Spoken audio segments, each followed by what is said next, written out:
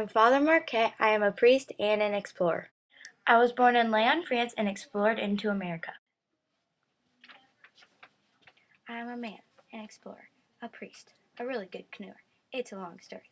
Becoming an expert in Huron language, could communicate in 6 different Native American languages, and yes, I did all those things. And for Mississippi, well, you're welcome. I was born in Lyon, France on June 1st, 1637. Most of my family were soldiers, but when I was 9, I went to the Jesuit University instead of being a soldier. Finally, when I was 17, I got my degree and left the university. I also studied/taught for about 12 years. That's why I wanted to become an explorer, to spread the word of God. I am Louise Joliet, and I am a fur trader and an explorer. I was born in Quebec, Canada, and explored into America. Mississippi, Mississippi. You know, they should have named it the Louise Joliet and Jacques Marquette State, but no, don't give credit to the people who founded it. Oh, and the Mississippi River isn't too nice to canoe on. I, Louise Joliet, was born September 21st, 1645. I was born in Quebec, and for my death day, no one is for sure. All I know is that I died in the 1700s. My story. Where should I begin? In the early years, I guess. I have 2 brothers, both older than me. I was the youngest. One of my brothers' name was Adrian Joliet. The other, I don't remember. My brother was my role model, just like I am to young explorers. Well, after my brother left me, I became a fur trader. I traded fur with the Indians, and that was how my exploring began. I would travel, though not very far, to trade fur. On May 17, 1673, I and Joliet finally set off in 2 birch bark canoes with 7 other men, including us.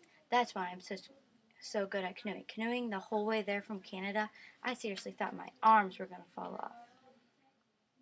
I guess Louise did help a little, but anyway. We paddled down the Fox River and got to Wisconsin, but the water was too low, so we had to put the canoe over our heads and walk through the shallow water. And trust me, the canoe was not very light. And finally, we had made it to the Mississippi, but it's not over yet.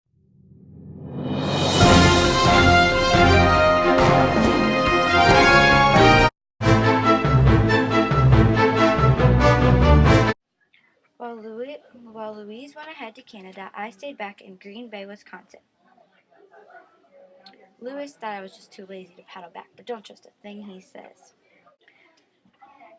I set out in 1694 to find the Illinois Indians. But as the cold weather got colder, we decided to camp out in what is now called Chicago. We reached the Indians in Springs, the one we were looking for, but my dysentery had stopped me, so I returned back home. I died on May 18, 1675. I wanted to find a new path to Asia for all the riches and spices. Marco Polo was already proved right by then, but I still wanted to go so Canada could be richer. Anyways, my crew consisted of my fellow explorer Jacques Marquette and 5 men. The Native Americans called the Mississippi River the Mississippi River, which I am standing on. We took the Mississippi River to find our new path to Asia. We took birch bark canoes the whole way down. Jacques, my crew, and I found a Native American tribe who we instantaneously became friends with.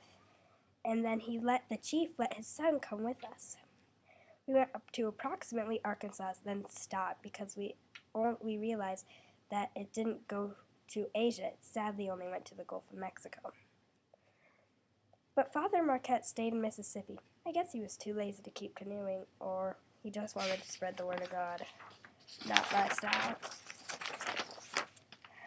But before I went back to my homeland, Quebec, Canada, I stayed with Jacques for a little while I recorded documents on our journey. Soon I left, back on the Mississippi River, back on the wretched canoes. At that point, I was sick of canoeing. I hoped and prayed it would be over soon. Well, I guess God heard my prayers, because in a short amount of time, my canoe capsized. All my men died, even the chief's son. I was the last person. All my records of the journey stunk.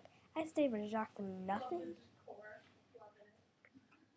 I now just wanted to get home. I didn't have any boat, and I was in a river, so the current was strong.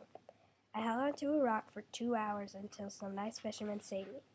A year later, I became more involved with Quebec and my beautiful wife, Claire Francois Bissot, and after that, I became a fur trader again.